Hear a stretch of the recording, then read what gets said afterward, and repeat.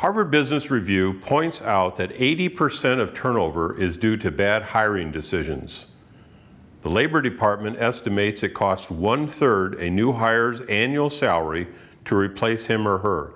But when you look at the total cost of recruiting, manager and coworker time, training and development, productivity losses, unemployment compensation, salary, administrative overhead, severance, overworked staff, lost time, missed opportunities, and lost business, the Society of Human Resource Management says it costs 5 times a bad hire's annual salary.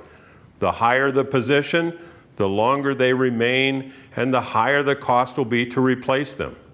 If they are not exceptional, they are not acceptable. Build with the best, hire for success. We can recite the slogans, but we don't really know how to implement them.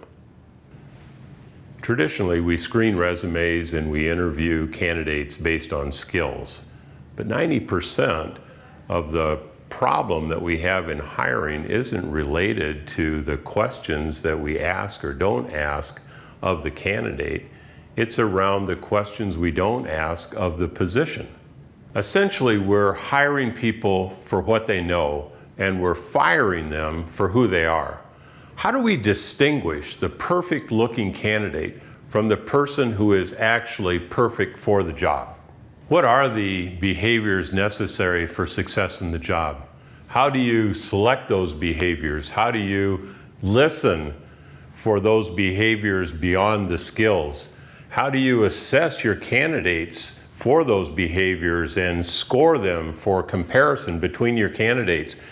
Is it even possible to predict those behaviors in terms of performance on the job? Behavioral interviewing lets you predict how the candidate will do on the job before the hire or before you reassign a candidate.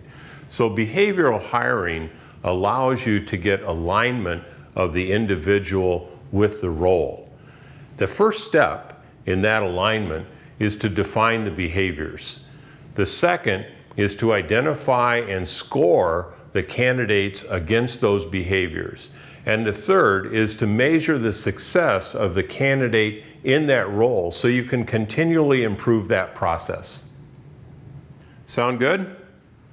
Before we decide whether it's worth our time, let's find out how the process worked for Patty. Patty has been with the company for 6 years, mostly in channel sales. She understands the products and the culture, and she's been asked to grow inside sales. Now, Patty has worked with customer service for several years. Customer service provides quotes and answers questions about ship times and product specifications.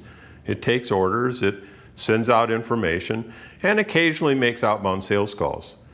And outbound sales calls are all that there is to inside sales today.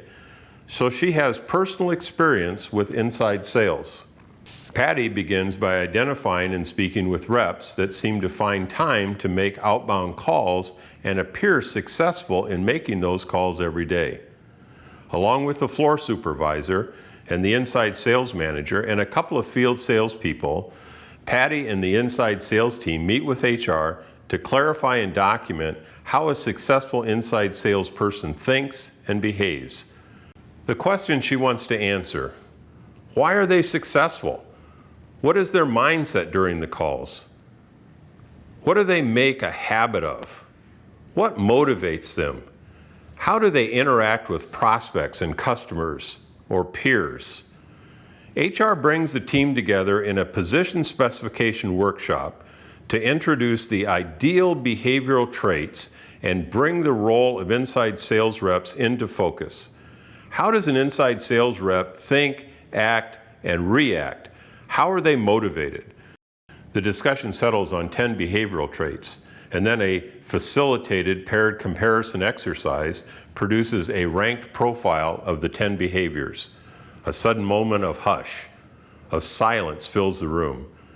There on the board are the behavioral traits defining the behaviors necessary for success in the inside sales position, in order of priority.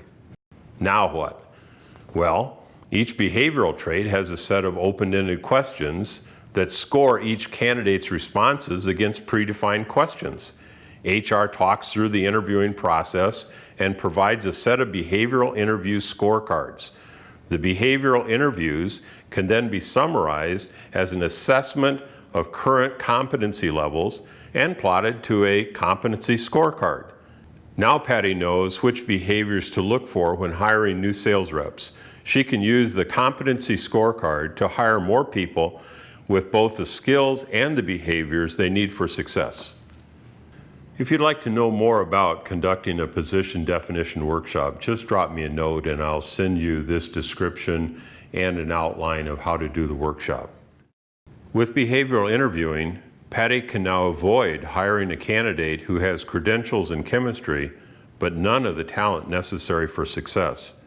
The insights that she gains from behavioral interviewing save Patty's company tens of thousands of dollars each year from bad hiring decisions. The behavioral interviewing also provides insight into motivational elements, which can help management assist every new hire in reaching maximum professional growth, productivity, and career satisfaction. Use behavioral interviewing as a way of uncovering behaviors so that you can hire excellent inside sales reps and not resumes. If you'd like a copy of these scorecards or these behaviors, just drop me a note. Thanks for joining us today. This is an idea engine on behavioral hiring.